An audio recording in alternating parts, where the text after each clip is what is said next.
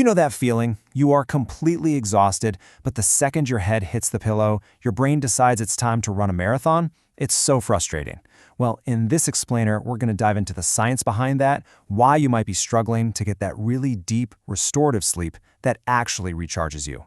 Right? You've had a super long day, you feel totally drained, but your brain just will not switch off. You might even be getting, say, 8 hours of sleep, but you wake up feeling like you barely rested at all. It's an incredibly common problem, and here's the thing. The reason isn't that you aren't tired enough. It's something else entirely. And this right here, this is the whole game changer. The key to unlocking that deep sleep isn't about working harder or exhausting yourself more. No, it's about convincing your brain that it's safe enough to actually power down its defense systems. It's all about perceived safety, not just how tired you are. So, how exactly does your brain measure safety? Well, it's listening for signals from a really important hormone, one that basically acts as the bouncer at the door of deep sleep. And its name is cortisol. Okay, so most of us hear cortisol and we immediately think stress hormone, right? The stuff that floods your system when you're panicked. But that's not its main job. Its primary role is actually to be the timing hormone. It's the conductor of your body's orchestra, regulating your alertness over the entire 24-hour day. So, in a perfect world, your cortisol rhythm is pretty predictable. It's supposed to spike in the morning, that's what gets you up and feeling alert. Then, throughout the day, it should steadily fall, hitting rock bottom right around bedtime.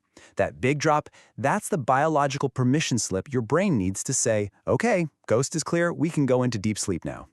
And you can probably see where this is going. Here's the problem. When cortisol stays high at night, it's screaming a constant signal at your brain, stay alert. It might not be safe out here. So even if you do manage to drift off, your brain refuses to go into that deep, restorative state. It's basically still on guard duty. This whole process is run by a super fast-acting system called the hypothalamic pituitary adrenal axis, or HPA axis for short.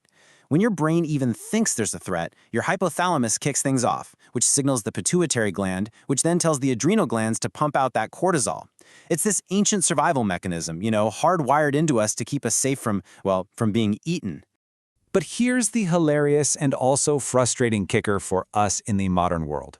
Your brain's threat detection system, it hasn't gotten the software update. It literally cannot tell the difference between a predator in the bushes and an urgent email from your boss at 10 p.m. To that ancient part of your brain, they can both look like a life or death reason to stay alert. So what are these modern-day threats that are tricking our brains and keeping cortisol jacked up at night? Well, they usually fall into three main buckets.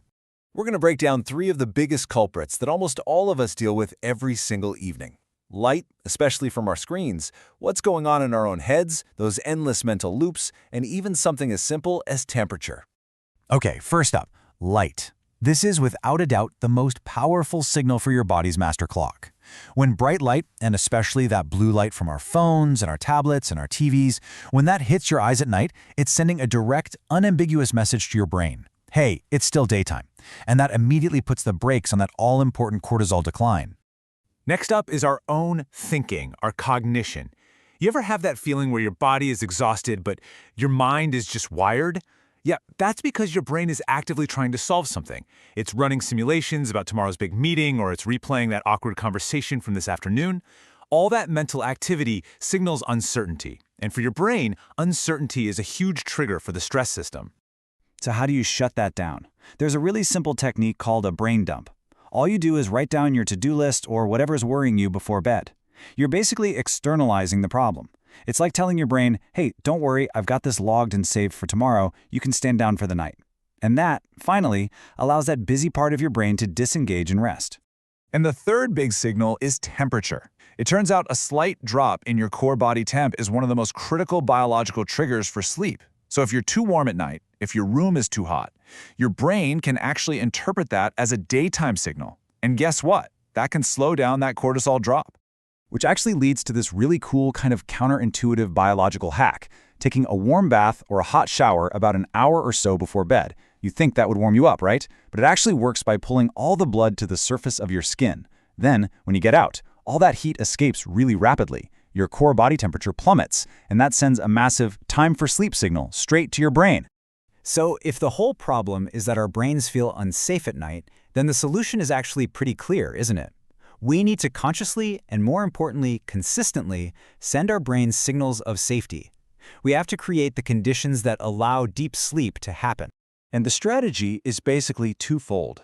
First, you got to reduce the signals of threat. That means dimming the lights, doing that brain dump to close out those mental loops. And then second, you have to actively increase the signals of safety. So think, darkness, quiet, maybe some calming rituals like reading a real book, not a screen, or listening to some chill music. These are the things that activate your body's rest and digest system. And please remember, this isn't about trying to be perfect for just one night. The real secret weapon here is consistency. Your brain's internal clock, it learns from repetition. So when you create a consistent pattern of winding down each night, your body actually starts to anticipate sleep, and that nightly drop in cortisol, it just becomes smoother, more automatic. Ultimately, this is the biggest mindset shift you can make. You can't force yourself into deep sleep. It's just not possible. All you can do is create the right conditions. Create that environment of safety and calm, and then allow your brain to do what it's naturally designed to do. So that leaves us with this final thought. Now that you understand the language your brain speaks, the language of safety signals, what's one small signal, just one thing, you can send it tonight to help it feel safe enough to give you that deep, restorative rest you really need?